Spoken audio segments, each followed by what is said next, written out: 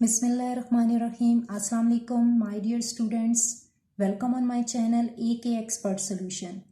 Today we discuss chapter matrices and determinants. आज हम इसकी डेफिनेशंस पढ़ेंगे. इस चैप्टर में जो जो इम्पोर्टेंट टर्म्स हैं उनके बारे में हम डिटेल से पढ़ेंगे. सबसे पहले जो टर्म है वो है मैट्रिक्स. मैट्रिक्स क्या है? A set of number arranged in a row and columns so as to form a rectangular array. It means that कि आपके पास नंबर्स का सेट होगा और आपने उसको रो वाइज और कॉलम वाइज अरेंज करना है और फॉर्म करनी है उसकी रेक्टेंगुलर आरे, यानी शेप उसकी जो आएगी रेक्टेंगुलर. हम नंबर्स को स्पेसिंग के साथ लिखते हैं. For example, a collection of real numbers है आपके पास, सेज 0, 1, 2, 3, 4 एंड 7. यहाँ पर हमारे पास 1, 3, 4, 7, 2, 0 हमने स्पेस डालकर इन नंबर्स को अरेंज किया और फिर इनक्लोज कर दिया इनटू द ब्रैकेट्स. यहाँ पर ये शेप हमारे पास कहलाती है मैट्रिक्स. यहाँ पर स्ट्रेट लाइंस जो हैं इनको हॉरिजेंटल लाइंस को हम कहते हैं रो, और वर्टिकली 1, 7 ये कॉलम है एक, 3, 2 another column and 4, 0 represent the third column. Similarly another example है हमारे पास 0, 1, 3, 4. सेम हमने 0, 3, 1, 4 इसको भी रेंडमली अरेंज करके इनक्लोज कर दिया ब्रैकेट्स में. तो ये भी हमारे पास एक रेक्टेंगुलर शेप बना रही है, इसलिए हम इसको भी मैट्रिक्स ही कहेंगे. Idea of matrices given by. यहाँ हम थोड़ी सी हिस्ट्री को देखेंगे कि मैट्राइसेस का जो आइडिया है वो किस मैथमेटिशियन ने दिया और कब दिया. An English mathematician of 19th century, Arthur Cayley इसका नाम है, ठीक है. इसने थ्योरी ऑफ मैट्राइसेस दी थी. Rows and columns of a matrix. Rows क्या है इन मैट्रिक्स ए? हमने यहाँ पर एग्जाम्पल के तौर पर मैट्रिक्स ए ली है, ठीक है. The entries represented in horizontal way are called rows. यहाँ पर हमारे पास नंबर्स दिए हुए हैं, ठीक है. ये बॉक्स के अंदर हॉरिजेंटल वे में हम यहाँ पर रो 1 रिप्रेजेंट कर रहे हैं. 1, 2, 0 आपकी रो नंबर 1 है.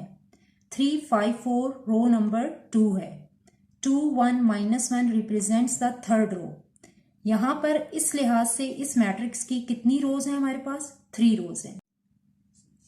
हम रोज डिस्कस कर चुके हैं. नेक्स्ट हमारे पास है definition of columns. In matrix B, all the entries represented in vertical way are called columns of the matrix. यहाँ पर हमारे पास एग्जाम्पल है B. यहाँ पर नंबर्स मौजूद हैं 2, 0, 3. ये हमारे पास वर्टिकली मौजूद हैं. वर्टिकल जो हमारे पास वैल्यूज हैं ये हमारा कॉलम नंबर 1 है. इसी तरह 3, 1, 2 अगर हम इसको वर्टिकली चेक करें तो ये हमारे पास कॉलम नंबर 2 को रिप्रेजेंट कर रही हैं वैल्यूज. इसी तरह थर्ड में जो हमारे पास वैल्यूज या एंट्रीज मौजूद हैं 5, -1, 1 they are representing the column number 3. इस लिहाज से हमारे पास जो मैट्रिक्स बी है उसमें 3 कॉलम्स मौजूद हैं. नेक्स्ट हमारे पास है ऑर्डर ऑफ अ मैट्रिक्स. कोई भी मैट्रिक्स है हमें उसका ऑर्डर बताना है कि उसमें नंबर ऑफ रोज कितनी है और नंबर ऑफ कॉलम्स कितने हैं. डेफिनेशन इसकी देख लेते हैं. The number of rows and columns in a matrix specify its order. जब हम ऑर्डर ऑफ मैट्रिक्स की बात करते हैं तो हम दोनों चीजों को डिस्कस करते हैं. हॉरिजेंटल वे में चेक करेंगे तो R1 है हमारे पास, इसी तरह ये R2 है, तो इस तरह से हमारे पास 2 रोज हैं. फिर बाय लिखेंगे, ऑर्डर हम इसका लिख रहे हैं. इसी तरह वर्टिकली ये कॉलम 1 है, इसी तरह ये हमारे पास कॉलम 2 है और ये कॉलम नंबर 3 है. तो हमारे पास कितने कॉलम्स हैं? 3 कॉलम्स हैं. तो 2/3 इसको रीड आउट करते हैं और यही तरीका है इसका ऑर्डर लिखने का. नेक्स्ट टॉपिक है इक्वल मैट्राइसेस. यहाँ पर मैट्रिक्स ए है और मैट्रिक्स बी है. हमने ऑब्जर्व करना है क्या दोनों मैट्रिक्स इक्वल हैं. फर्स्ट तो हम इसको सिंप्लीफाई कर लेते हैं. इस ब्रैकेट में तो हमें नीड नहीं है सोल्यूशन की, ठीक है, सिंप्लीफाई करने की. यहाँ पर हमारे पास 1 है, -4 है, यहाँ 2 + 1 है, 3 आ जाएगा, 4 - 2 है, 2 आ जाएगा. नाउ हम इन दोनों मैट्राइसेस को देखेंगे, ठीक है, क्योंकि सिंप्लीफाई हो चुकी हैं. अब हम जब भी किसी इक्वल मैट्रिक्स के लिए देखते हैं तो सबसे पहले ऑर्डर ऑफ मैट्रिक्स दोनों का सेम होना चाहिए. मीन्स रो और कॉलम की तादाद इक्वल होनी चाहिए।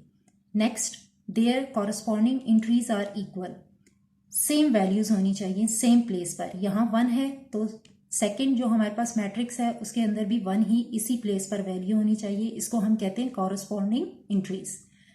यहाँ 3 है तो यहाँ भी 3 है, -4 है, -4 है, 2 है, एग्जैक्टली इसके सामने इसी प्लेस पर 2 मौजूद है। यानी हर लिहाज से हमारी मैट्रिक्स क्या होनी चाहिए, आइडेंटिकल होनी चाहिए।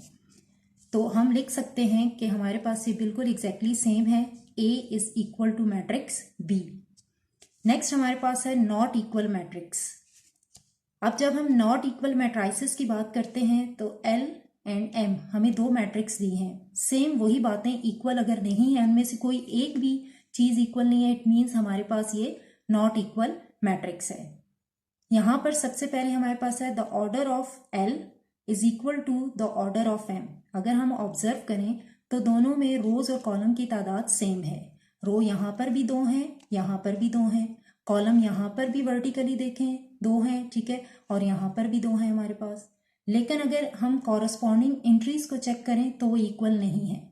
यहाँ 2 है, कॉरस्पॉन्डिंग जो एंट्री है यहाँ पर 2 है, यहाँ 3 है, यहाँ पर भी 3 है, -1 -1, but this place is differ. यहाँ पर 2 है, ठीक है, पॉजिटिव, और यहाँ पे -2 है, तो यहाँ पर डिफरेंस आ गया साइन का। स्लाइटली डिफरेंस भी है तो हम उसको नॉट इक्वल ही कहेंगे और हम इक्वल लगाकर क्रॉस के साइन से रिप्रेजेंट करेंगे। L is not equal to M। यहाँ पर हमारे पास फर्स्ट एक्सरसाइज जो थी उसके लिहाज से तमाम डेफिनेशंस कंप्लीट हो गई हैं।